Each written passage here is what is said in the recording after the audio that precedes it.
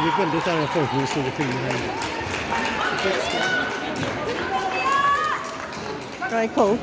Nej, så coolt för det är absolut inte vitt. Det kommer så att familjer på det.